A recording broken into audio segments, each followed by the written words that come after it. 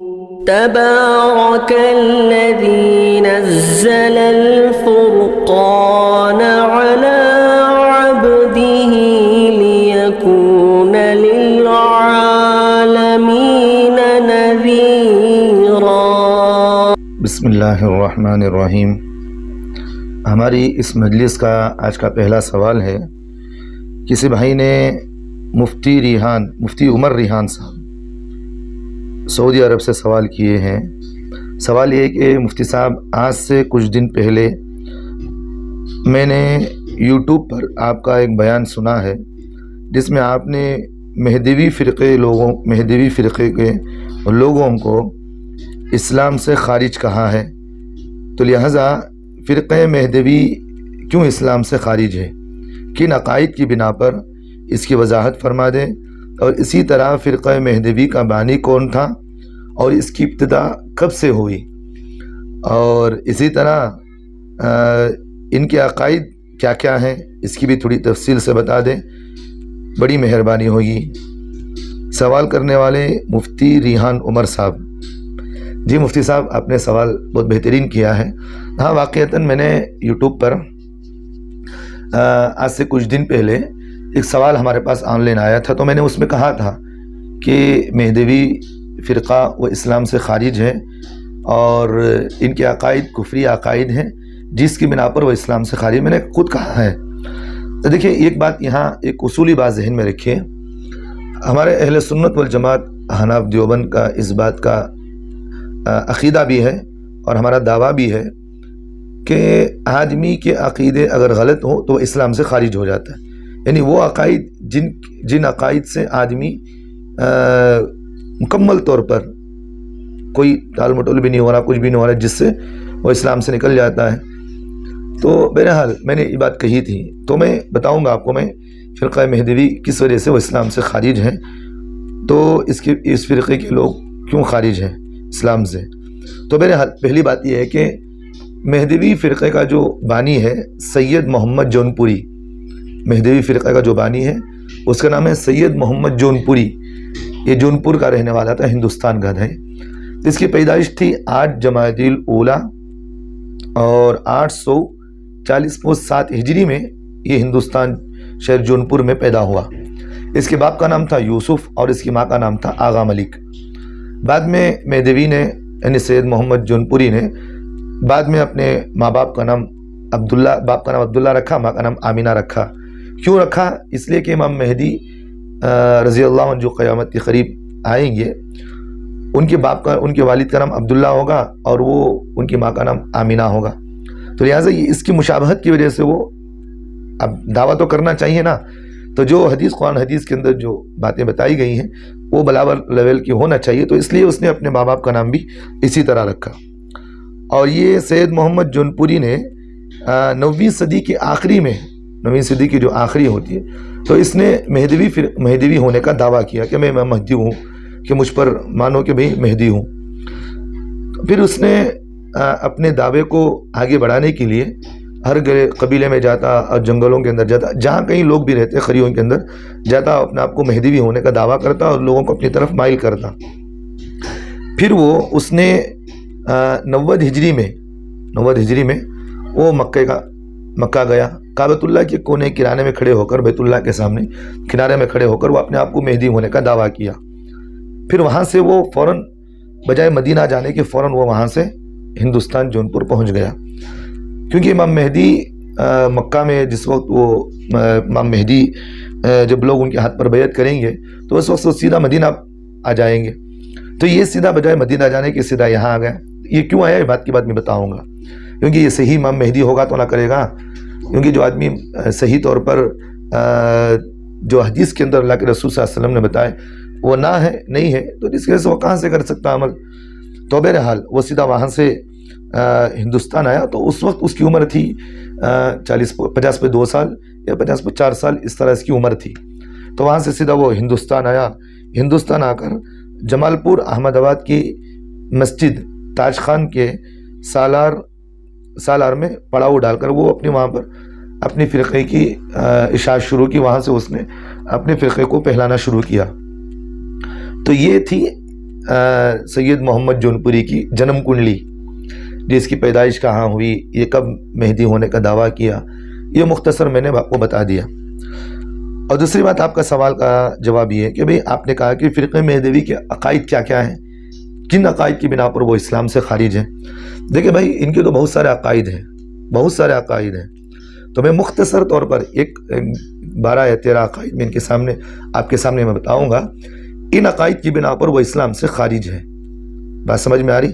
وہ اسلام سے خارج ہے، وہ کعبے سے افضل بھی اپنے آپ کو دعویٰ کیا، بات سمجھ میں آ رہی؟ دوسری بات تو یہ کہا کہ خدا ہونے کا بھی دعویٰ کیا یہ، اور اسی طرح محمد رسول اللہ صلی اللہ علیہ وسلم یہ اپنے آپ کو نبی ہونے کا بھی دعویٰ کیا، اور یہ اپنے آپ کو نبیوں سے افضل بھی کہا ہے۔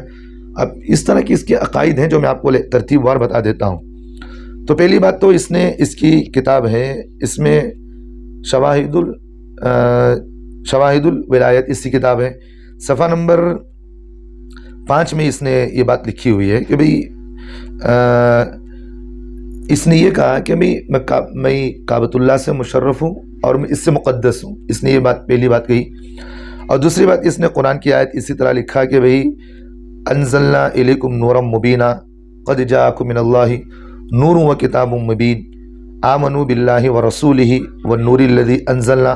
تو اس میں جتنے بھی آیتوں کے اندر جو نور کا لفظ آیا ہے، ان آیتوں کے اندر اس نے اپنے آپ کو یہ کہا کہ جو لفظ نور ہے یہ اس سے مراد یہ ہے کہ بھئی میں مہدی خود ہوں، یعنی میں اپنے آپ کو نبی وہ کہہ رہا ہے کہ نور سے مراد ہے کہ میں خود ہوں اس میں۔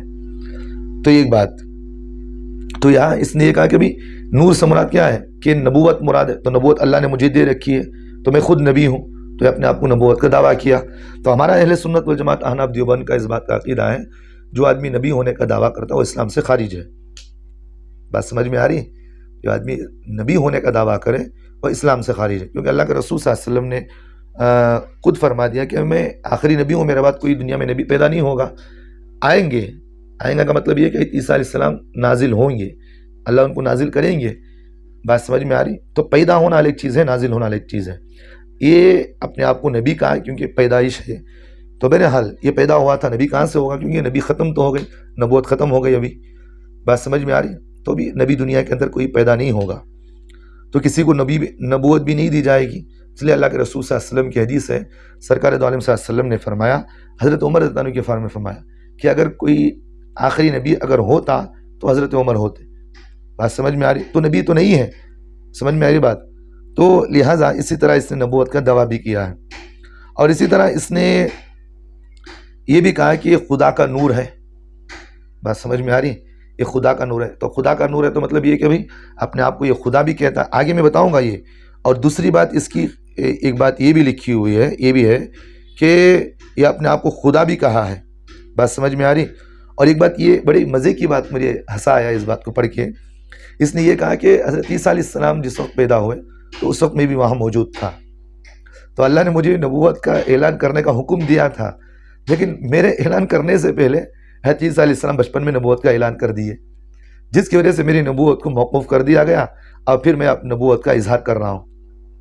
بڑی تعجب کی بات ہے، افسوس کی بات ہے، اللہ ایسے لوگوں سے، فتنوں سے اللہ ساری امت کی حفاظت فرمائے۔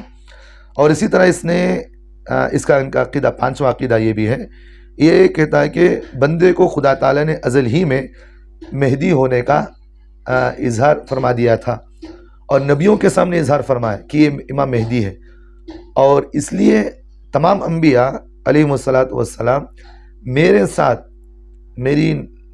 ساتھ میری صحبت میں رہنے کے لیے ہر نبی کی خواہش تھی، بات سمجھ میں آ رہی؟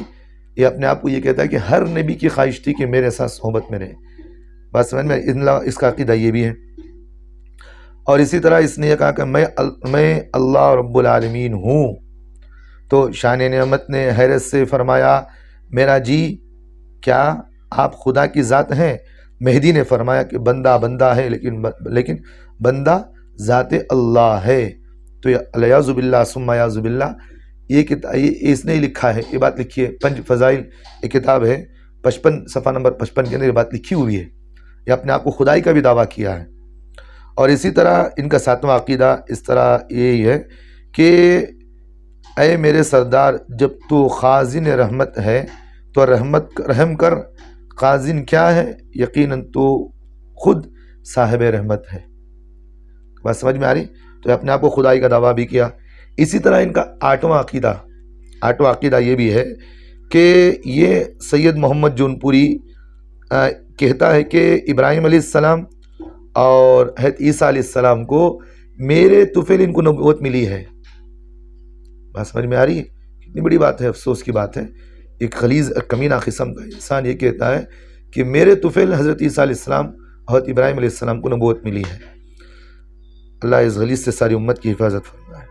اور اسی طرح اس نے نواں عقیدہ ان کا یہ بھی ہے کہ حضرت مہدی علیہ السلام علیہ باللہ ثم اعوذ باللہ، ان سے منقول ہے کہ آپ نے فرمایا کہ خدائی تعالیٰ نے اس بندے کو مہدی کر کے اس وقت بھیجا کہ تمام عالم سے دین چلا گیا تھا، لیکن صرف مجذوبوں میں باقی تھا۔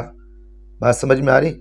یہ تو اللہ کے رسول صلی اللہ علیہ وسلم کے زمانے میں اللہ کے رسول صلی اللہ علیہ وسلم کو اللہ نے، ساری دنیا کے اندر کفر تھا تو اس وقت اللہ نے اللہ کے رسول صلی اللہ علیہ وسلم کو پیدا فرمایا، تو یہ اپنے آپ کو نبی ہونے کا بھی دعویٰ کر رہا ہے۔ اور اسی طرح یہ کہتا ہے کہ تحقیق کے مہدی آئے اور گئے، جو شخص ولایت ذاتی مہدی کی فضیلت کا انکار کیا، بات سمجھ میں آ رہی؟ جو شخص ولایت ذاتی مہدی کی فضیلت کا انکار کیا وہ شرف ثبوت کا منکر ہوا، اور جس نے انکار کیا مہدی کا تو بس تحقیق کی وہ منکر ہوا ان تمام امور کا جو محمد رسول اللہ صلی اللہ علیہ وسلم پر نازل ہوئی۔ یعنی کہ جو آدمی اس کو نہیں مانتا وہ قرآن کو بھی نہیں مان رہا، وہ حدیث کو بھی نہیں مان رہا۔ تو بات سمجھ میں آ رہی؟ یہ غلیظ کو ماننا یہ کہتا ہے کہ بھئی جو آدمی مجھے نہیں مانے گا تو وہ قرآن حدیث کو نہیں ماننے والا، شیطان کو کہاں سے مانیں گے ہم لوگ اس کو۔ اور اسی طرح اس کا 11واں عقیدہ ہے، جان رکھو کہ قرآن کی اصطلاح کما حق مہدی علیہ السلام کے سوا کوئی نہیں جانتا۔ تو بات یہاں ایک نکتے کی یہ بھی آئی کہ رسول اکرم صلی اللہ علیہ وسلم بھی قرآن کو کما حقہ نہیں جاننے، الیاذ باللہ ثم اعوذ باللہ، اللہ ہماری حفاظت فرمائے، اللہ ہمارے ایمان و اعمال کی حفاظت فرمائے۔ تو اس غلیظ انسان کے عقیدے اتنے غلیظ ہیں، تو جس کی بنا پر اہل سنت والجماعت احناف دیوبند اس آدمی کو، ان کے ماننے والوں کو اسلام سے خارج مانتے ہیں ہم لوگ۔ اور اسی طرح ان کا یہ بھی عقیدہ ہے کہ صبح کی یہ لوگ 6 رکعت نماز پڑھتے ہیں، حالانکہ حدیث سے جو ثابت ہے کہ بھئی اللہ کے رسول صلی اللہ علیہ وسلم نے صبح کی 4 رکعت نماز پڑھی ہیں، یعنی کہ 2 رکعت سنت، 2 رکعت فجر کی۔ یہ لوگ فجر کی 6 رکعت نماز پڑھتے ہیں، اور 2 رکعت کیا اس کے باپ کی خبر سے لایا معلوم نہیں اے شیطان۔ اور اسی طرح یہ لوگ رمضان کی 26ویں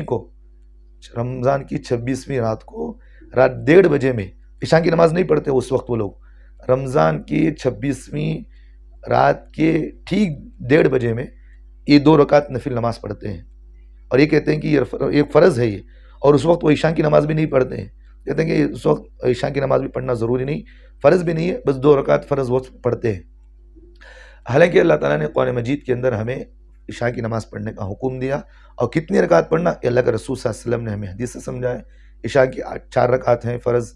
تو یہ لوگ حدیث کو بھی نہیں مانتے، اللہ کے رسول صلی اللہ علیہ وسلم کے عمل سے بھی وہ خارج ہیں، تو لہٰذا وہ رمضان کی 26ویں رات کو ٹھیک 1:30 بجے میں وہ 2 رکعت نماز پڑھتے ہیں، جسے وہ فرض سمجھ کر پڑھتے ہیں، اور وہ کہتے ہیں کہ بھی اس وقت عشاء کی نماز بھی فرض نہیں ہے، یہی 2 رکعت ہیں۔ تو لہٰذا قرآن و حدیث کے اندر رد و بدل کرنے کی وجہ سے بھی وہ اسلام سے خارج ہیں۔ اور اسی طرح سید محمد جونپوری کو وہ محمد رسول صلی اللہ علیہ وسلم کے برابر سمجھتے ہیں۔ تو لہٰذا مفتی صاحب یہ ایک مختصر میں نے آپ کے سامنے ان کے غلط عقائد کو آپ کے سامنے بیان کیا ہے۔ تو ایک بات، اور دوسری بات یہ ہے کہ امام مہدی کون ہوتے ہیں یہ بھی میں مختصر بتا دیتا ہوں۔ دیکھیں امام مہدی اس وقت دنیا کے اندر لوگ ان کو پہچانیں گے کہ جس وقت دنیا کے اندر ہر طرف مسلمانوں پر ظلم ہوگا، ان کے جان کو مال کو ہر طرف سے نقصان پہنچایا جائے گا، اس وقت سارے مسلمان پریشان حال ہوں گے، اور وہاں مکہ مکرمہ میں طواف کے دوران حضرت امام مہدی کو اس وقت جو بزرگان دین اللہ والے ہوتے ہیں ان کو اللہ تعالیٰ وہاں ان کو کشف کے ذریعے سے اظہار فرمائیں گے کہ بھئی یہ امام مہدی ہیں۔ تو لوگ حضرت امام مہدی کے پاس جائیں گے، ان کے ہاتھ پر بیعت کریں گے، وہ چھپ کر بھاگیں گے، حالانکہ وہ کہیں گے کہ بھئی میں بیعت کرنے کے لیے تیار نہیں ہوں۔ تو بالآخر وہ مدینہ منورہ چلے جائیں گے، پھر وہاں پر سب اکٹھے ہوں گے، پھر وہاں سے امام مہدی سارے اپنی فوج کو لے کر کے روانہ ہوں گے۔ اس لیے مورخین نے حدیث کے اندر ثابت ہے کہ امام مہدی علیہ السلام کے ساتھ، امام مہدی رضی اللہ عنہ کے ساتھ جو اس وقت جو ان کا لشکر ہوگا وہ 12,000 ہوں گے، صرف 12,000 ان کا لشکر ہوگا۔ اب 12,000 لوگ ہوں گے جو ساری امت کے اندر سے چھان کر اللہ تعالیٰ ان کی فوج کے اندر ان کو شامل کریں گے۔ یہ 12,000 لوگ ساری دنیا کے اندر دین کی محنت کریں گے۔ حضرت عیسیٰ علیہ السلام کے نزول کے وقت بھی حضرت امام مہدی موجود ہوں گے۔ بات سمجھ میں آ رہی؟ اور جو لوگ امام مہدی کے جنگ کے لیے آئیں گے تو درمیان ہی میں اللہ تعالیٰ اس قوم کو، جو لوگ ان کے ساتھ لڑنے کے لیے آئیں گے، درمیان ہی میں اللہ تعالیٰ زمین کو کھولیں گے اور زمین کے اندر ڈھسا دیں گے۔ بات سمجھ میں آ رہی؟ تو امام مہدی کا نام، امام مہدی کے جو والد ہوں گے ان کا نام عبداللہ ہوگا، اور پھر ان کی والدہ کا نام آمینہ ہوگا، اور یہ والد ان کے حضرت حسین رضی اللہ عنہ کے خاندان سے ہوں گے، اور ان کی والدہ آمینہ جو ہوں گی وہ حضرت حسن سے ہوں گے والد، اور ان کی والدہ حضرت حسین رضی اللہ عنہ کے خاندان سے ہوں گے۔ تو دونوں یہ اللہ کے رسول صلی اللہ علیہ وسلم کے خاندان ہی سے ہوں گے۔ تو بہرحال یہ مختصر سی تاریخ تھی۔ اس کے بعد عیسیٰ علیہ السلام کے نزول ہونے کے بعد یہ ان کے ساتھ رہیں گے، پھر اس کے بعد ان کا انتقال ہوگا۔ تو یہ مختصر امام مہدی کی میں نے ایک حدیث سے ثابت ہے، یہ مختصر میں نے آپ کے سامنے بتایا۔ تو بہرحال اس کے بعد جتنے بھی لوگ اب موجودہ زمانے، اور یہ بات ذہن میں رکھیں، امام مہدی جو ہوں گے یہ اپنے آپ کو خود مہدی ہونے کا دعویٰ نہیں کریں گے۔ ایک نقطے کی بات میں کہہ رہا ہوں آپ کو، امام مہدی جو ہوتے ہیں یہ خود اپنے آپ کو مہدی ہونے کا دعویٰ نہیں کریں گے۔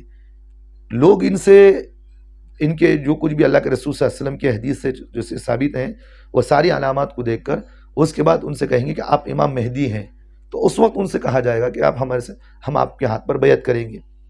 یہ ایسے خبیث لوگ جو اٹھ کر کہتے ہیں کہ ہم مہدی ہیں، اور جو آدمی اپنے آپ کو مہدی کہتا ہے وہ جھوٹا ہے، کیونکہ پہلی بات اللہ کے رسول صلی اللہ علیہ وسلم نے نقطے کی بات یہی بات فرمایا کہ مہدی خود اپنے آپ کو مہدی ہونے کا دعویٰ نہیں کریں گے۔ نقطے کی بات سمجھ میں آ رہی؟ امام مہدی خود اپنے آپ کو مہدی ہونے کا دعویٰ نہیں کریں گے، لوگ ان کے علامات سے پہچان کر ان کو امام مہدی ہونے کا معلوم ہو جائے گا، پھر اس کے بعد ان کے ہاتھ پر بیعت کریں گے۔ تو بہرحال یہ تو ہی ان کے عقائد۔ اور دوسری بہت اہم بات میں آپ کو بتانا چاہتا ہوں، تو جو لوگ موجودہ زمانے میں مہدوی فرقے کے لوگ ہیں یہ اسلام سے خارج ہیں۔ بات سمجھ میں آ رہی؟ یہ اسلام سے خارج ہیں، اور لہٰذا ان لوگوں کے جتنے بھی لوگ اس کے مقتدا ہیں، سید محمد جونپوری کے جتنے بھی لوگ اس کے مقتدا ہیں، یہ سب اسلام سے خارج ہیں ان عقائد کی بنا پر۔ بہت سارے ان کے عقائد ہیں، کیونکہ جو آدمی اپنے آپ کو نبی کہا، جو اپنے آپ کو آدمی خدا کہہ رہا ہے، اور اس کے ماننے والے بھی اس کے منکر، یعنی ماننے والے بھی خدا کے منکر ہوئے اور رسول اللہ صلی اللہ علیہ وسلم کے منکر ہوئے، تو لہٰذا اللہ اس کے رسول کو نہیں ماننے والا اسلام سے خارج ہے۔ بات سمجھ میں آ رہی؟ تو لہٰذا اس لیے اس وجہ سے جو آدمی سید محمد جونپوری کو ماننے والے ہیں، مہدوی فرقے کے لوگ ہیں، وہ اسلام سے خارج ہیں، اور ان کے لڑکوں کو اپنی بیٹی دینا بھی جائز نہیں، گناہ ہے۔ اگر وہ توبہ کر کے اسلام میں داخل ہو گئے، کلمہ پڑھ لیے، پھر اسلام میں داخل ہو گئے، تو پھر آپ ان کو اپنی بیٹی دے سکتے ہیں۔ اگر ان کی بیٹی سے شادی کرنا چاہ رہے ہیں اپنے بیٹے سے، تو پہلے اس کو مسلمان بنائیں، کلمہ پڑھائیں، پھر اس کو آپ اسلام میں داخل کروانے کے بعد پھر آپ اس کی بیٹی سے آپ نکاح کروا سکتے ہیں۔ اور اسی طرح مہدوی فرقے کے لوگوں کی قربانی بھی جائز نہیں، ان کا گوشت بھی آپ نہیں کھا سکتے، ان کا ذبیحہ بھی حلال نہیں ہے۔ اگر کوئی مہدوی فرقے کا آدمی، اگر کوئی آدمی آپ کو گوشت دے تو آپ ان لوگوں کی گوشت کو بھی نہیں کھا سکتے۔ تو بات سمجھ میں آ رہی؟ اور بہت نقطے کی بات میں بڑی جرات مندی کے ساتھ آپ کو بات کہہ رہا ہوں، جو لوگ ان کو مسلمان سمجھتے ہیں وہ گنہگار ہوں گے۔ بات سمجھ میں آ رہی؟ کیونکہ وہ اسلام سے خارج ہیں۔ جو آدمی اسلام سے خارج ہوتا ہے آپ اس کو مسلمان نہیں مان سکتے، بھئی کافر ہے تو کافر کو آپ مسلمان نہیں کہہ سکتے، تو لہٰذا اس وجہ سے ان لوگوں کو مسلمان بھی نہیں کہہ سکتے، کہیں گے تو گنہگار ہوں گے۔ اور اسی طرح بہت سارے ایسے مساجد ہیں، مدارس ہیں، آج کل کمیٹیاں، ایسے مسلمانوں کی تنظیمیں ہیں، ان لوگوں کو اپنی تنظیموں میں اور اسی طرح مسجد کی کمیٹیوں میں یا مدرسے کی کمیٹیوں میں، محلے کی کمیٹیوں میں، جہاں مسلم لوگ رہتے ہیں، مسلمان لوگ رہتے ہیں، تو ان کمیٹیوں میں بھی ان لوگوں کو داخل نہ کریں، مسلمان سمجھ کر ان کو داخل نہ کریں، کیونکہ وہ تو اسلام سے خارج ہیں ہی، تو لہٰذا ان لوگوں کو آپ اپنی کمیٹی میں بھی داخل نہ کریں، تاکہ سوشل بیکاٹ ہو ان سے، تاکہ لوگوں کو معلوم ہے کہ بھئی یہ مسلمان کا لیبل لگا کر یہ اسلام سے خارج ہیں۔ بات سمجھ میں آ رہی؟ یہ اسلام کا لیبل لگا کر یہ اپنے آپ کو مسلمان کہتے ہیں، منافق ہیں یہ لوگ۔ اور اللہ تعالیٰ نے قرآن مجید میں فرمایا ان المنافقین فی الدرک الاسفل من النار، اور جو منافق ہوتے ہیں اللہ تعالیٰ ان کو جہنم کے نچلے حصے میں داخل کرے گا۔ تو لہٰذا بات یہی ہے کہ وہ اسلام سے خارج ہیں۔ آپ اس کو مسلمان، ان لوگوں کو مسلمان بھی نہ مانیں۔ تو جتنے عقائد میں نے بتائے ہیں یہ سارے عقائد انشاءاللہ میں ڈسکرپشن کے اندر میں ڈال بھی دیتا ہوں، وہاں میں لکھ کر بھی ڈال دیتا ہوں، آپ وہاں بھی پڑھ سکتے ہیں۔ تو اس لیے ان کو آپ مسلمان نہ سمجھیں، آپ ان کو اسلام سے خارج ہی سمجھنا چاہیے، اور اسلام سے خارج ہیں یہ لوگ۔ اور ان کو جب تک کہ اپنے غلط عقائد سے رجوع نہ کر لیں اس وقت تک وہ اسلام سے خارج ہیں ہی۔ تو لہٰذا مفتی صاحب آپ کی بات تفصیل سے آ گئی، تو امید ہے کہ آپ کو یہ مسئلہ، تمام بات جو کچھ بھی میں نے کہا ہے آپ کو سمجھ میں آ گئی ہوں گی۔ اللہ ہم تمام مسلمانوں کو صحیح طور پر صحیح لوگوں کی اقتداء نصیب فرمائے، اور صحیح علماء کی ہمیں اقتداء نصیب فرمائے۔ غلط لوگوں کے چیزوں میں لگ کر، غلط لوگوں کی باتوں میں لگ کر اپنی دنیا آخرت کو برباد کرنے سے اللہ ہماری اور ساری امت کی حفاظت فرمائے، آمین ثم آمین۔ بھائی نے ایک سوال یہ کیا ہے کہ مفتی صاحب السلام علیکم ورحمۃ اللہ وبرکاتہ۔ جی بھائی وعلیکم السلام ورحمۃ اللہ وبرکاتہ۔ سوال یہ کہ مفتی صاحب الیکشن میں، چناؤ میں ووٹ کے عوض میں پیسہ دیا جاتا ہے، میں ووٹ کے وہ لینا کیسا ہے؟ اگر امیدوار 4 ہیں یا 3، ہر ایک پیسہ دیتا ہے، اگر نہیں لیا تو گمان کرتا ہے کہ ہمارا دشمن ہے۔ ہاں ایک بات یہ ہے، الیکشن ہو جانے کے بعد کوئی نہیں پوچھتا ہم کو ووٹ کیوں نہیں ڈالے۔ ایسی صورت میں پیسے لینا جائز ہے یا ناجائز؟ مگر الیکشن ہونے سے پہلے اگر پیسے نہیں لے تو ان کو یاد رکھ کر ان کے ساتھ برا معاملہ کیا جاتا ہے، مگر طرفین کی جانب سے برابر پیسہ ملتا ہے۔ اگر اور کہتے ہیں کہ آپ پیسے لے لو، جس کو چاہے ووٹ ڈال دو۔ تو مفتی صاحب اس مسئلے کی تھوڑی وضاحت فرما دے، بڑی مہربانی ہوگی۔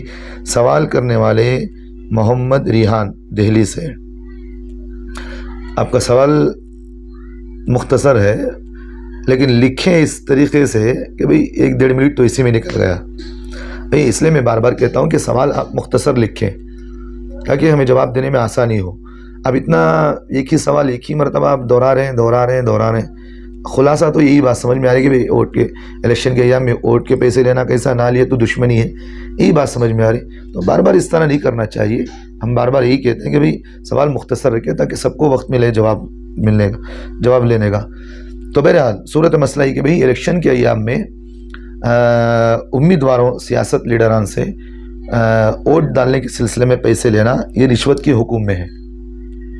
بات سمجھ میں آ رہی؟ تو رشوت کے حکم میں تو اس طرح لینا جائز نہیں ہے۔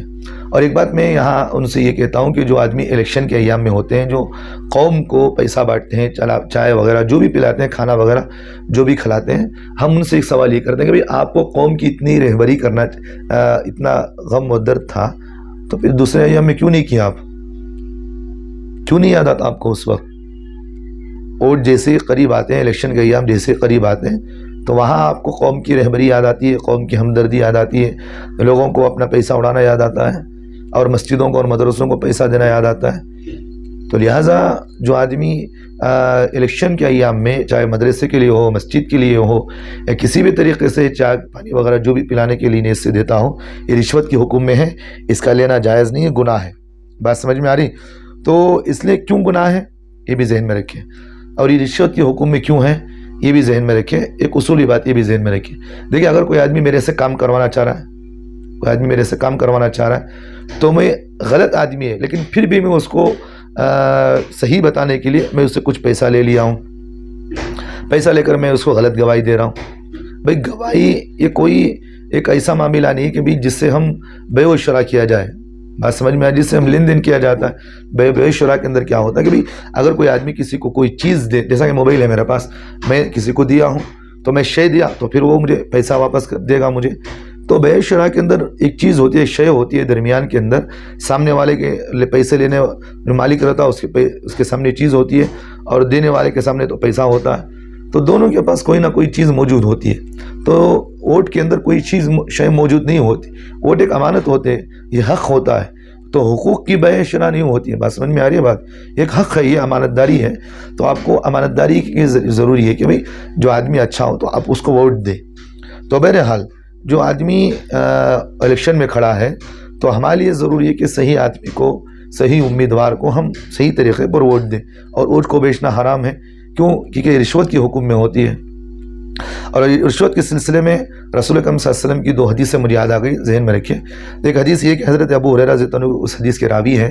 رسول اکرم صلی اللہ علیہ وسلم نے فرمایا رشوت لینے والا اور رشوت دینے والا دونوں پر اللہ تعالیٰ کی لعنت ہے. دونوں پر اللہ تعالیٰ کی لعنت. یعنی جو آدمی رشوت دے کر ووٹ مانگتا ہو اس پر بھی اللہ کی لعنت، اور جو آدمی رشوت لے کر ووٹ ڈالتا ہو اس آدمی پر تو یہ بھی اللہ کی اس میں لعنت شامل ہے. سمجھ میں بات؟ دونوں پر اللہ کی لعنت ہے. اور اسی طرح رسول اکرم صلی اللہ علیہ وسلم کی ایک حدیث جس کے راوی حضرت عبداللہ ابن عمر رضی اللہ عنہ ہیں، فرماتے ہیں اللہ کے رسول صلی اللہ علیہ وسلم نے فرمایا رشوت لینے والے اور دینے والے دونوں ہی جہنم میں دوزخ میں جائیں گے. بات سمجھ میں آ رہی؟ یہ حدیث ہے. اور اس لیے ان 2 حدیثوں کے سامنے ہم دیکھتے ہیں تو ہمیں بات یہی سمجھ میں آتی ہے کہ بھئی رشوت لینا اور دینا دونوں کبیرہ گناہ ہے، حرام ہے. تو اگر کوئی آدمی رشوت آپ کو پیسے دے کر ووٹ مانگتا ہو تو آپ کھلے طور پر اس کو منع کر دیں. اب اس سے کہے کہ بھئی میں رشوت لیتا نہیں ہوں، گناہ ہے اس طرح لینا. اگر کوئی لیتا ہے تو وہ گنہگار ہوگا، آپ نہیں ہوں گے. اگر کوئی آپ کو ظلم کر بھی دے رہا تو آپ نہ لیں. بات سمجھ میں آ رہی؟ لیکن دوسری بات جیسا کہ آپ نے مجھے پوچھا، اگر نہ لیں تو پھر اس کی دشمنی ہوتی ہے. بات سمجھ میں آ رہی؟ نہ لے تو اس کی دشمنی آپ کو ہوتی ہے. تو بہرحال اگر کوئی آدمی ظلم کر کے آپ کو دے رہا، بھئی آپ کو ڈالنا ہی ہے، نہیں لیں گے تو آپ کو وہ دشمنی کرے گا. تو اس لیے آپ اس سے مانگ لیے ہیں تو آپ بغیر ثواب کی امید کے کسی غریب کو دے دیں.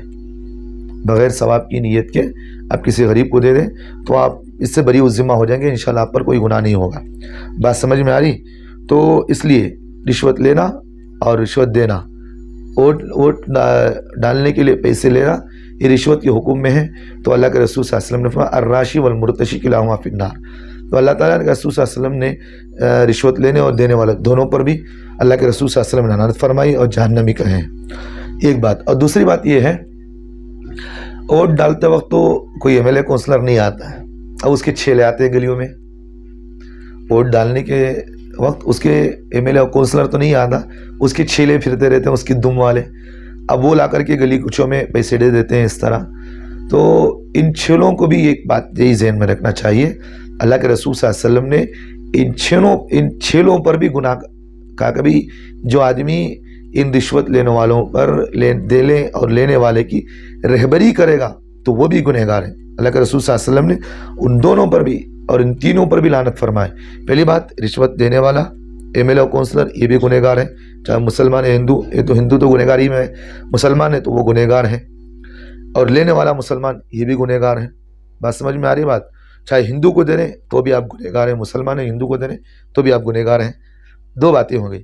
تیسری بات، جو بیچ کے اندر رشوت لینے اور دینے میں دلالی کرتا ہے، یعنی رہبری کر رہا ہے، آپ اس کو دو اس کو دو، دینے والے سے آپ وہ لے رہے ہیں، پھر جا کر کے رہبری کر کے دلالی کر کے ہر گلی کوچوں میں چل پھر کر ہر ایک کو آپ پیسے بانٹ رہے ہیں، تو دلالی کرنے والا بھی گنہگار. اللہ کے رسول صلی اللہ علیہ وسلم نے ان تینوں پر بھی لعنت فرمائے اور یہ تینوں لوگ جہنم میں جائیں گے.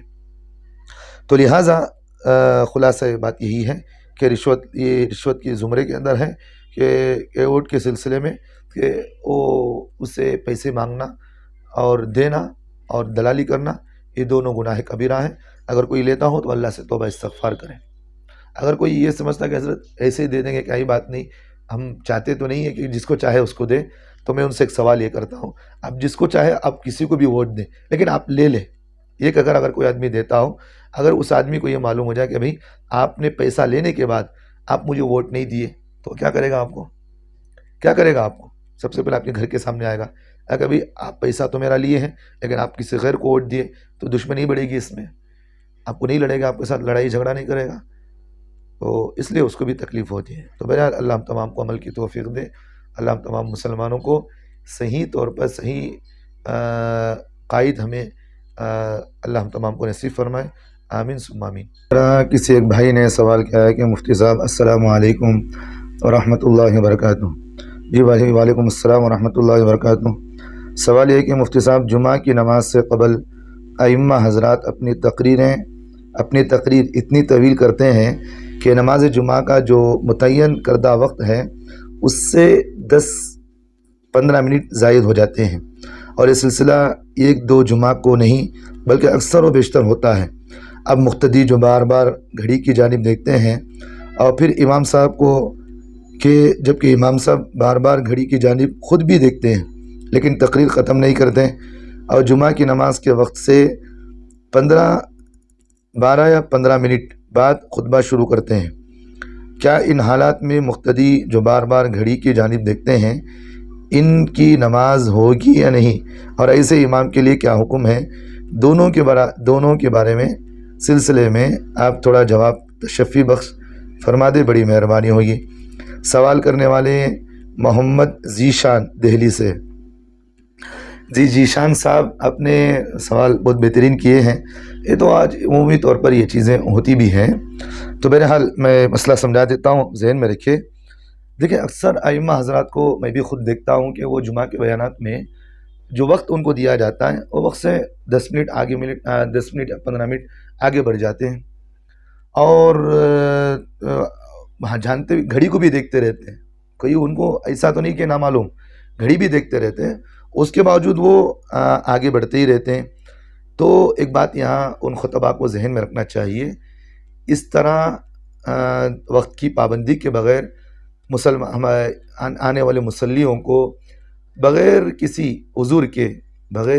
عذر کے اپنے خطبے کو لمبا کرتے رہنا، وقت مقررہ سے زیادہ لمبا کرنا بغیر کسی عذر کے، ایسے ہی ایران توران کی باتیں کرتے ہوئے بغیر کسی عذر کے اب جو مسجد کا جو کمیٹی کا وقت ہے، جو وقت دیے ہے نماز کا، اس خطبے کے وقت کو لمبا، اس سے وقت زیادہ تجاوز کر دینا بغیر کسی عذر کے، اور مصلیوں کو چپاتے رہنا، اس طرح کرنا، یہ ایذاء مسلم ہے، یہ ایذاء رسانی ہے۔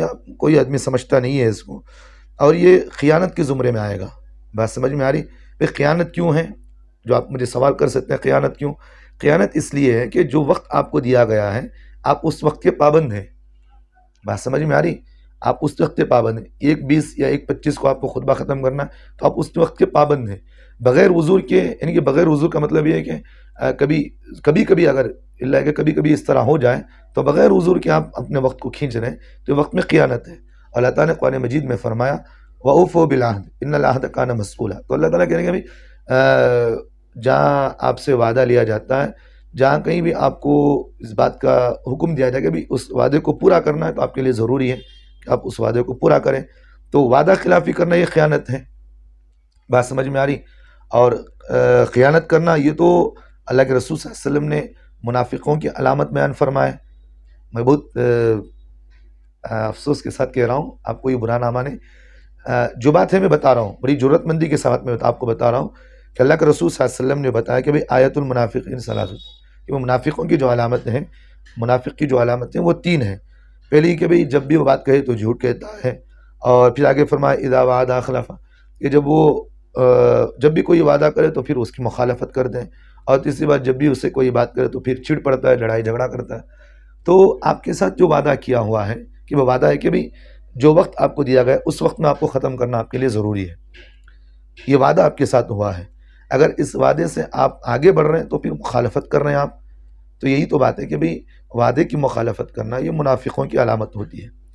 تو بہرحال آپ کو یہ برا نہ مانے، میں بہت کھل کر میں بات کہہ رہا ہوں، کیونکہ اکثر خطبہ کو دیکھنے میں آتا ہے۔ دیکھیں ہمارے بزرگوں کو ہم نے دیکھا ہے، جیسا کہ دعوت التبلیغ کے ہمارے بزرگوں کے اندر ایک ہیں مولانا احمد ابراہیم دولہ صاحب، حضرت میں نے کئی مرتبہ میں آزمایا بھی، دیکھا بھی ہے کہ جو وقت آپ حضرت کو دیتے ہیں اسی وقت میں اتنی بات حضرت مکمل کر کے اٹھ جاتے، اور یہاں تک کہ 1 سیکنڈ پہلے حضرت اپنے بیان کو ختم کر دیتے تاکہ کسی کو تکلیف نہ ہو، اپنے وعدے میں مخالفت نہ ہو۔ ہمارے بزرگوں کا طریقہ ہم نے دیکھا، تو اس لیے جو خطبہ ہیں ان کے لیے میں یہی کہتا ہوں، جو وقت آپ کے لیے طے کیا اس وقت میں آپ اپنی بات کو ختم کر دیں۔